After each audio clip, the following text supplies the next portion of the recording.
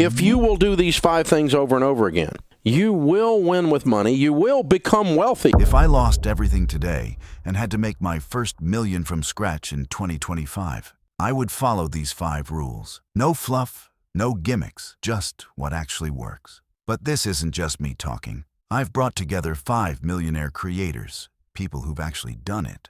And each one is giving you their top tip to make your first million this year. So here's exactly what you should do, step by step, to hit $1 million by the end of the year. This video is short, direct, and packed. Let's go. To kick things off, we've got someone you've definitely seen on YouTube. Self-made millionaire, entrepreneur, and mentor to millions, Mark Tilbury. Here's what he says you should focus on first. Well, it all comes down to mastering high-income skills. These are the skills that can make you at least $10,000 per month.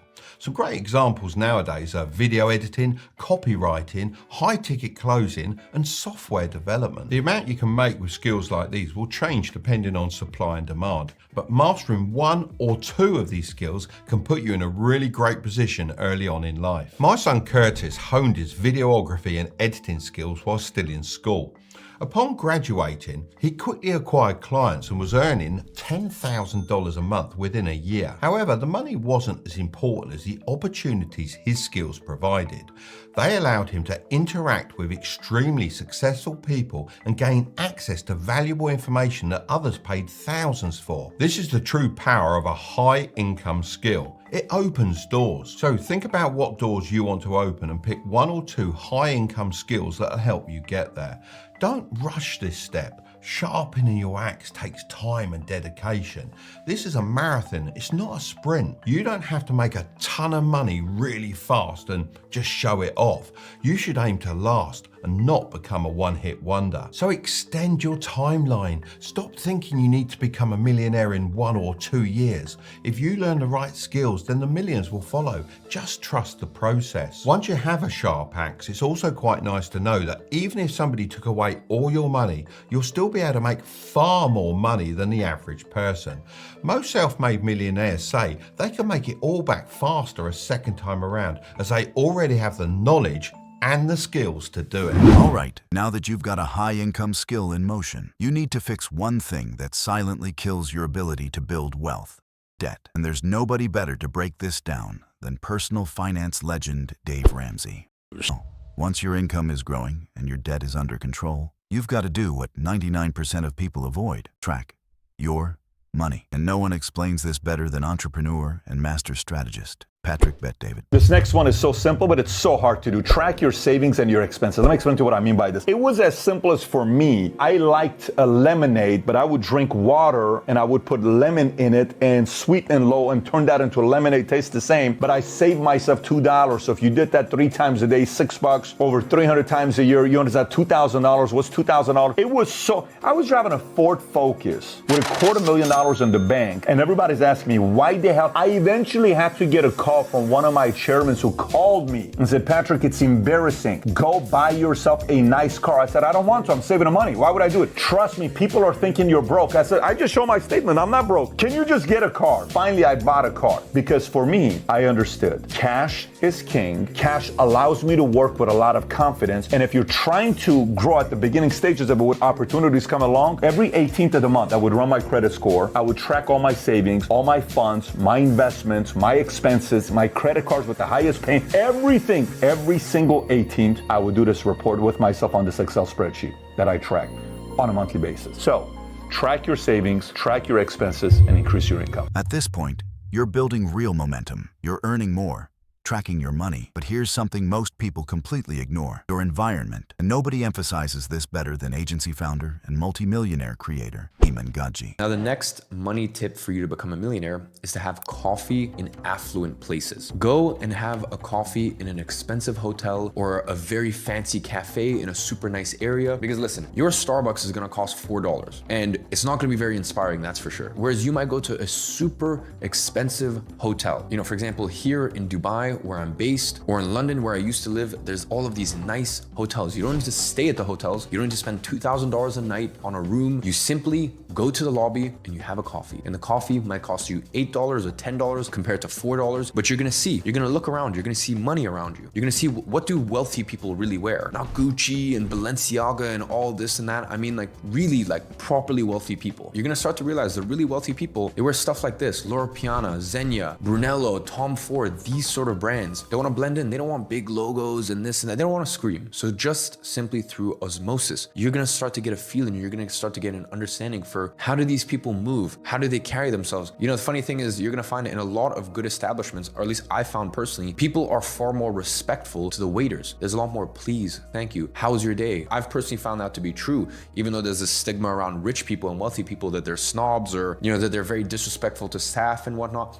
I've personally never found that. I've personally found the better the establishment, the more polite people are, the more thank you, you're welcome. You know, a very interesting thing, you know, here in Dubai or London or New York, you might go to some very nice cigar lounges. And as I said, you can go to a cigar lounge and you can sit there and you can literally just order a coffee. You don't need to smoke a cigar. And listen in, it's very interesting. Even just hear how wealthy people order. They order in a different way. There's a conviction. They have a different tonality in the way that they order. They even have a different pace. The pacing of what they're saying is different than if you just go to some regular, normal establishment. You've got the skill, you've ditched the debt, your systems are running, and your mindset is evolving. Now it's time to protect your wealth. And for that, we turn to the man who's been warning us for decades, the author of Rich Dad, Poor Dad, Robert Kiyosaki. The reason poor people are poor, like my mom and dad, most of my family, they don't know real money from fake money. They don't know what Gresham's law is. They work for fake money. Today in America, this is 2024, they're printing 1 trillion fake dollars every 90 days. Let me ask this question. How long is a trillion? How big is a trillion? So if I was going to spend $1 a second, how long would it take me to spend $1 trillion? $1 a second would take me 31,688 years to spend $1 trillion. And as we talk, this is November, the election's got a couple of days from now, and either Trump or Kamala will get elected. Not that it makes any difference with money, but they're printing $1 trillion.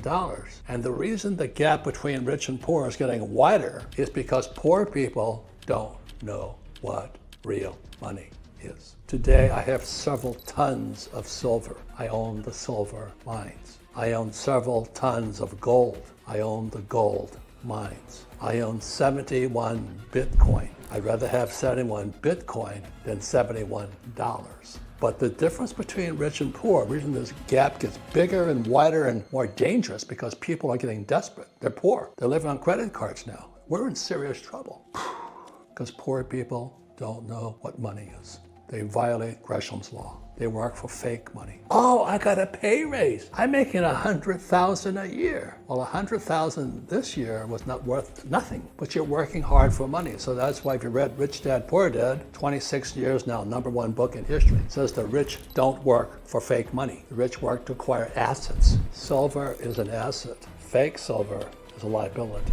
And it's as simple as that. Other thing that happens is when they print money, the rich get richer. So when they print money, more fake money comes into the system. So because I own silver and gold mines, I own businesses, I own real estate, I have all that, because I have real assets, it goes up. I get richer. But if you have fake assets, like fake silver dollars, say you lose money. That's the reason the gap gets wider and wider. It's really easy to get rich. All you gotta figure out is how do you wanna get rich? I've often said there's 1,000,000 ways to go to financial heaven, but 1,000,000,000 ways to go to financial hell. And I'm really a stupid son of a bitch. I mean, I'm not very bright, so I flunked out of school. But I just know if I save these, or if I save Bitcoin, or if I save gold, I'd be rich. I just don't work for fake money. It's that simple. When our government, I'm not saying Trump or Kamala or all that stuff is better, we still print too much money. When you print money, the rich get richer because we have real assets, and the poor get poor because they have fake assets.